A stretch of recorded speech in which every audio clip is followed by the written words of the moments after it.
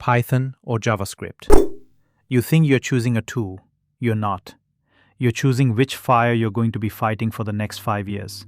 And those two fires burn nothing alike. I'm not going to tell you which one wins. Nobody honest can. What I can do is show you the receipt. What each one costs you. In production, in performance, and on your CV. 7 questions. Yours in the order you're already asking them. Starting with the one you were lied to about first. The syntax. Is it going to hurt? Python reads like English. That's true. Everybody tells you that, and it is the least useful true thing about Python. Because reading like English also means you can be wrong in Python for a very long time and nothing stops you. It just runs. JavaScript syntax isn't hard either. JavaScript surprises are double equals, this, the truthiness table. It's not the grammar that gets you, it's the 3 places the grammar quietly lies to you. But here's the lie underneath the question. The syntax is the cheapest thing you will ever pay for. You'll be fluent in a month. You'll be fighting the ecosystem for years. Nobody in the history of software has quit a language over semicolons. And if syntax is what you're weighing the one thing that doesn't matter. That one's not a debate. Next. Second question. What are these things actually? Scripting languages? Do they compile? What's the async story? Both of them are scripting languages that grew up and got a real job. Neither one compiles, but JavaScript pretends to now. Node-app.ts, that works. Node runs TypeScript natively as of 25.2. And the way it does it is, it deletes the types. It doesn't check them. It strips them out and runs the JavaScript underneath. Code that TSC would reject flat out will happily run. The runtime throws your types in the bin. Now, async. This is the one that will actually bite you. In Node, async is the only model there is. One event loop, always there, every library on NPM written for it. There's no sync ecosystem sitting there tempting you.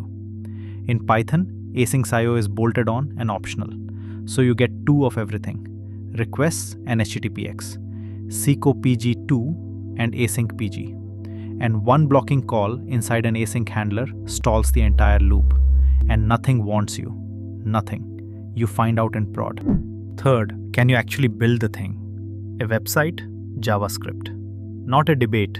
The browser runs one language. And that isn't a win, by the way. That's a monopoly granted in 1995 that nobody's managed to take off it since. An API? Genuine coin flip. Fast API or Fastify? You're serving JSON this afternoon either way. How long till you're useful?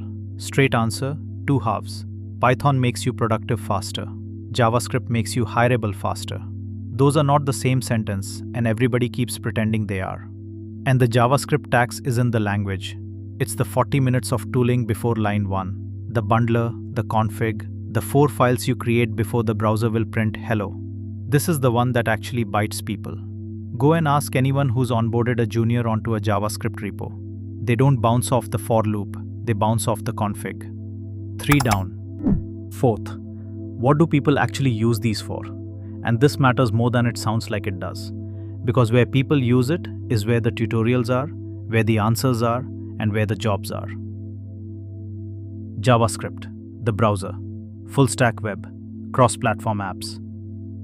Python, data, AI and ML, scripting, glue, the thing holding the other things together at 2 a.m. Which means the thing almost everybody gets wrong about this decision is that they think it's a decision. You don't pick a language, your problem picks it for you. Look at the actual map. Front end, there's no verses. Training a model, no verses. Notebooks, data engineering, anything with a tensor in it, no verses. The strip where it's genuinely your call is narrow. Backends, glue, the AI app layer.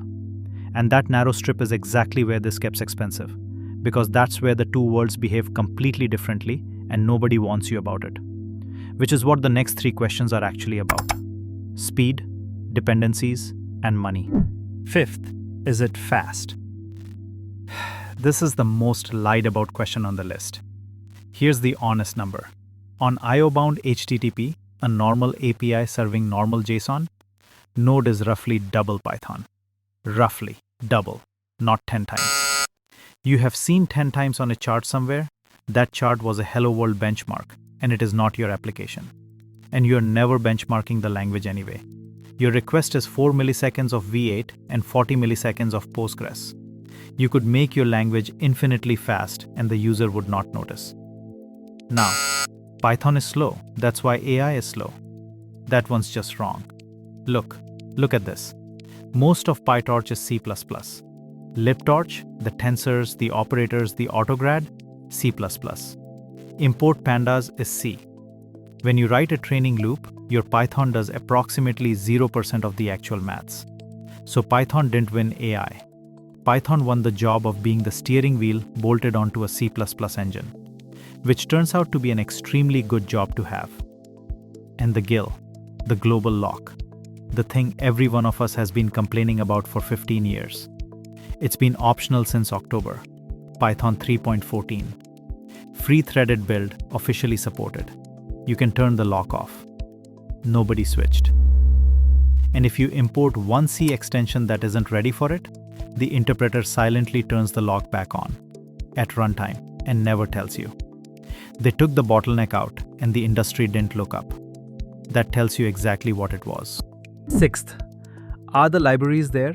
Is any of it still maintained? Yes, both enormously. Which ecosystem is bigger stopped being a real question about a decade ago, and I don't know why we are all still asking it. The size isn't the test. The test is 4 things. When was the last commit? How rotten are the open issues? How many maintainers stand between you and an abandoned dependency? And is anybody actually getting paid? Run that on the one library your project can't live without. Not on the language, on the library. Because, and I'd keep this one, nobody picks a language. You pick a library and you inherit its language. You didn't choose Python, you chose PyTorch. Python came in the box. And both registries got hit last year and neither one's hands are clean. That's a whole other video and I'll make it. Which brings us to the one you actually came here for. Last one. And it's the one you actually care about. So let's not be weird about it. If I learn this, do I get a better job? First, the lie. You've seen the chart. Language down one side, salary down the other. Python slightly higher, or JavaScript is, depends who's selling it. That chart is made up. Nobody publishes that data. The real surveys, Stack Overflow, the big ones, break salary down by role. AI engineer, backend, front-end, never by language. Because the language is not the thing getting paid. So, straight. The languages don't pay differently. The rooms do. The language is just the door you walk in through. Python's door opens onto data and AI. JavaScript's door opens onto basically every product team on the planet. 2 good doors. That's genuinely the whole answer. And look, I know you want me to pick one. I'm not going to. Not because I'm being diplomatic. Because they are not fighting. They split the world up about 15 years ago and they both got rich. Python isn't losing to JavaScript. JavaScript isn't losing to Python. That fight is a thing that lives on Twitter. The real question was never which one wins. It's, what are you building? Browser? It's JavaScript. There's one language in there and it isn't up to you. Data, models, notebooks? Python. And don't apologize for it. The library is in Python, so you're in Python. And the middle, the backends, the glue, the AI app layer, where it's a genuine coin flip? Take the one your team already knows. The tiebreaker is never the language. It's whoever's fixing it at 3 a.m. But one thing changed last year, and this is the part I actually want you to walk out with, because it's true whichever door you go through. Last August, TypeScript passed both of them on GitHub. And GitHub's own reason was the compiler. Because when a model is writing your code, you need something that can tell it it's wrong. And here's the strange bit. The models are better at Python. It's what they were trained hardest on. But when a model is confidently wrong in Python, nothing stops it. It just runs. And Python noticed. That's why you've got type hints now. And Pywrite, and TY. Both sides went and got themselves a compiler that argues back. The real fight was never Python versus JavaScript. It's typed versus untyped. And both of them already picked a side. So, whichever one you picked, turn the types on. That's the actual advice. And it's the one that matters now. It takes 5 minutes. JavaScript side. Strict true in your TS config. Today, not when the code base is bigger. Today, while it's small and it costs you nothing. Python side. Type hints on your function signatures and pywrite or astrals ty wired into your editor. That's the whole first step. You'll get errors tonight, and every one of them is a bug you were otherwise going to ship. One thing I might be wrong about. I told you the guild doesn't matter. Nobody switched. It changed nothing. Today, that's true. Ask me again when half those libraries ship the new wheels. I could be completely wrong about that one. And honestly, I'd like to know. So tell me.